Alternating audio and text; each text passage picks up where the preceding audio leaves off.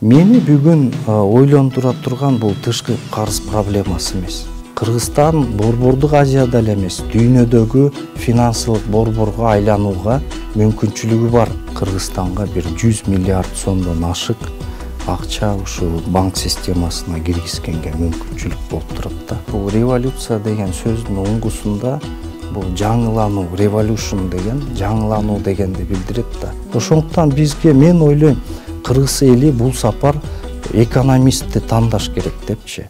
Көз карандысыз, ачык айкын, бурмалоосуз көрсөтүүлөрдү бир гана Үмүт ТВдан көрүңүздөр. Үмүт ТВ эл кызматында. Мен ушу шайлоого катышканымдын себеби бизде акча системасы өтө туура эмес иштейт да, улуттук банкчы. Кыргызстан дүйнөдөгү бир алдыңкы 6 мамлекетке кирет. Ушу эң кымбат кредит берип аткан өлкөлөрдү арасындачы. Мен ошол акча реформасын, акча системасын реформасын жазайын деген ниетим бар да.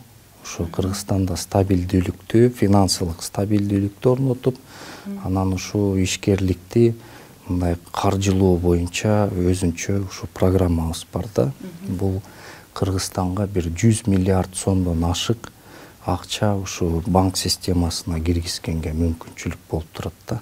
Биз акыркы ушу эгемендүүлүк жылдардын 27 жылда экономикага эч кандай көңүл бурулган жок. Бийликке улам келген президенттер өздөрүнүн саясий оппоненттердин аркасынан ушундай куугунтук кылып жүрүп эле ортодо эл чайналып калды да. Ошондуктан бизге мындай жаңы парадигмалар, жаңы программалар керек, жаңы көз караштар керек, экономикалык көз караштар. Бүгүн мына ушу сиздер коюп жаткан талапкерликте ушул бүгүн уже бир 80-ге жетип калды көрүнөт. Анткени саат сайын өсүп атат. Талапкерлерге бүгүн ушу мүмкүнчүлүк түзүлгөнүнүн себеби биздин 5-октябрда болгон төңкөрүш дейбизби, же күч менен басып алды дейбизби, же революция дейбизби, буга ар бир жаран ар кандай өз үмүттө өзүнүн баасын берип жатат. Ошол революцияны сиз кандай баалайсыз? Революция деп айтканда, бул революция деген сөздүн оңгусунда бул жаңылануу, revolution деген жаңылануу дегенди билдирет да. Мен айтар элем, ушу президенттик шайлоонун жыйынтыгы менен дагы эл өз чечимин чыгарат да. Бул эмне болду? Төңкөрүш болдубу же жаңылануу болдубу? Ошол бул элдин багы элегинен өтөт да. Кыргызстанда бүгүн биз айтып атабыз тышкы карыз депчи. Мени бүгүн ойлондура турган бул тышкы карыз проблемасы эмес. Мени бүгүн ойлондура турган элдин банк системасына болгон карызы. 150 миллиард сом карызы бар элдин. Бүгүн эл жылына ошол карыздын банк системасына, микрофинансы системасына болгон карыздын процентин төлөш үчүн эле 40 миллиардтай сом төгүшүп атат да. Бул деген өзгөчө айыл жергелеринде болгон мыдырын, болгон акчалардын бардыгын төгүп, ал аз келгенсип мүлкүн сатып да төгүп атат. Эмне себептен? Анткени мен жана айтып кеткендей 30-40% эмелер, кредиттер. Муну мындай ошол айыл жергесинде кирешелер менен жапканга мүмкүн эмес. Эл айла жоктон эле ошону колдонуп атат да. Менин максатым ушул банк системасын толугу менен реабилитация кылуу. Ошол кымбат кредиттеги өтө мындай кыйналып аткан адамдарыбыз көп да. Карызын төлөй албай жаткан, төлөй албайт дагы. Аны төлөш үчүн үйлөрүн, мүлктөрүн сатыш керек да. Ошолорду мындай карыздардан бошотуп азаттыкка чыгаруу болуп атат менин максатым. Мен ошого багы өз кандидатурамдын койгон негизги себебим дагы 20 жылдык эмгегимди, мен эми Кудайдан эч кандай президенттик тактыны тилеген эмесмин. Мен Кудайдан бир ушу илим тилеп келдим.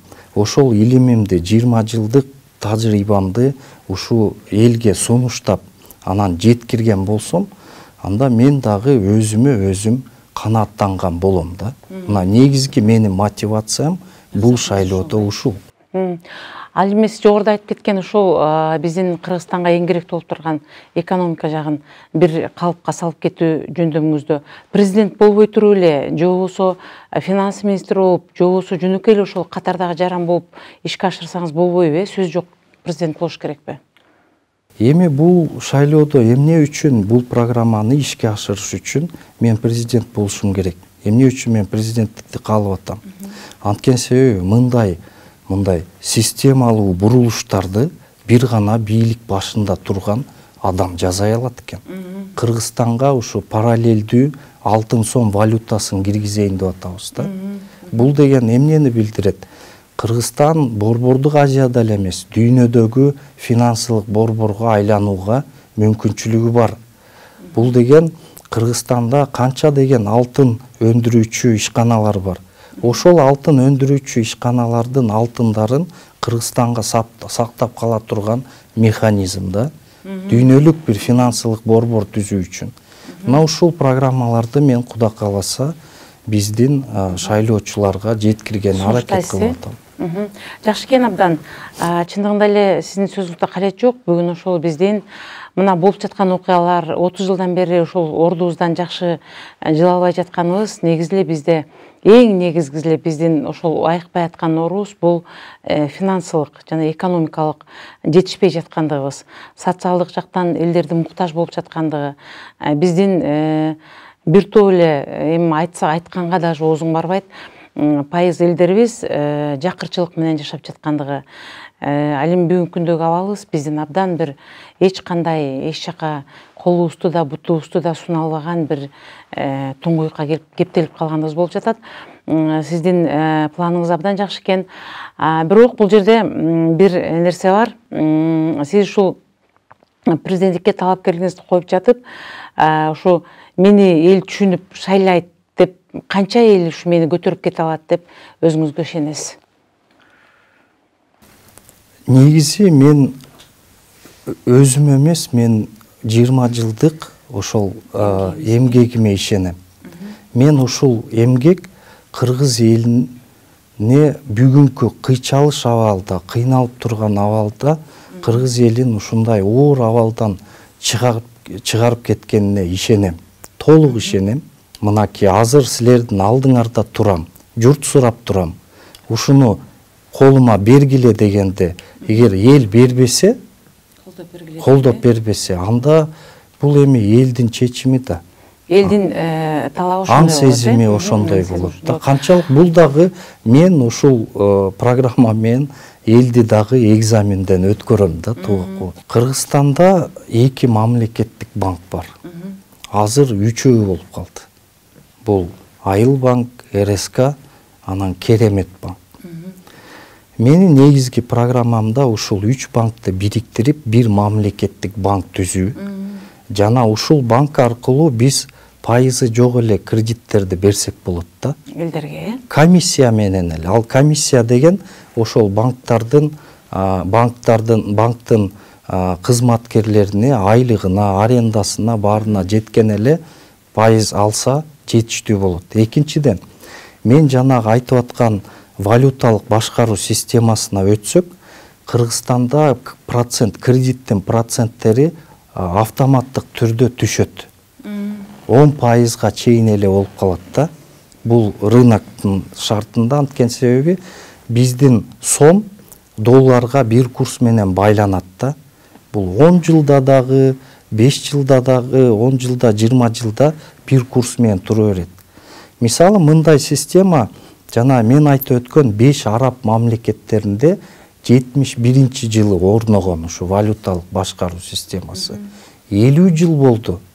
50 жыл мурун бир доллар 3,5 дирхам болчу да, 3,65 дирхам бул алардын эмеси. 50 жылдан бери алардын валютасынын курсу өзгөргөн жок. Ушул бойдон турат.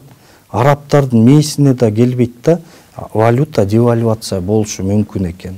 Мына ошол системаны мен Кыргызстанга орнотсом, анда элге айырмасы жок болуп калат. Сом кармагандынбы же доллар, евро кармагандын. Ошондуктан Кыргызстандын экономикасындагы бардык долларлар кайра эле биздин улуттук банктын резервине келет да. Эгерде биз ушул акча системабызды оңдобосок, анда экономика мындан дагы төмөндөйт дагы, элдин турмушу мындан да начарлайт. Анан бизде 3 жыл сайын эмес, 1-2 жыл сайын эле төңкөрүш боло берет да. Төңкөрүштүн негизги себептери бул биздин экономикалык абалда да, начар абалда. Канча деген мигранттар жумушсуз жүргөнүн себеби кетип аткан. Анткени экономика иштебесе, бизде жумушка жарак деген экономикалык активдүү миллион жарануу сыртта жүрсө, кантип биз экономиканы өнүктүрө алабыз да? Система жок демек, ошон үчүн өнүктүргөн жок. Мен жанагы валюталык башкаруу системасын алып келсем, анда бизде банк, жанагы мамлекеттик банк узак мөөнөттүү, проценти жок кредиттерди бере баштайт. Ишкерлик менен алек боло баштайт. Азыр сурасаңыздар, мисалы, ишканалар, көп ишканалар азыр банкрот болуп атат. Эмне себептен? Анткени жана чоң олчойгон проценттерди төлөй албай атат банктаргачы. Мындай болбош керек да. Бизден өнүп чыккан товардын 30% кредит болсо, проценти. Кантип ал товар башка Россияга же Казакстанга конкуренттүү боло алат? Боло албайт да. Ошондуктан бизге, мен ойлойм, Кыргыз эли бул сапар экономистти тандаш керек депчи. Эми мен башка кандидаттарга айтпайм, ал жаман, жакшы, ал кандидаттардын бардыгы Кыргыз элинин азаматтары, алар дагы патриоттор, алар да Кыргызстан өнүксүн деп аракет кылып аткандар. Бирок мен эми аларга жаман айтпайм, мен өзүмдүн программамда эле айтканы чыктым да, чынын айтсам. Оюңуз абдан жакшы экен. Мындай карап турсак, ушул бүгүнкү күнгө чейин дагы сизден башка келип аткан кандидаттардын Кыргызстанды өндүрүп кетүүдө бир жакшы пикирлери, жакшы пландары бар. Мүмкүн ошол жанагы президент бирөө эле экен да, биз 78-80 кишини шайлай албайбыз президент кылып.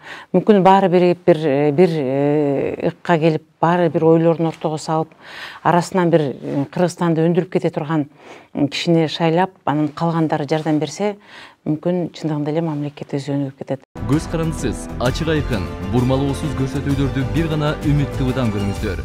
Үмүт ТВ эл кызматында.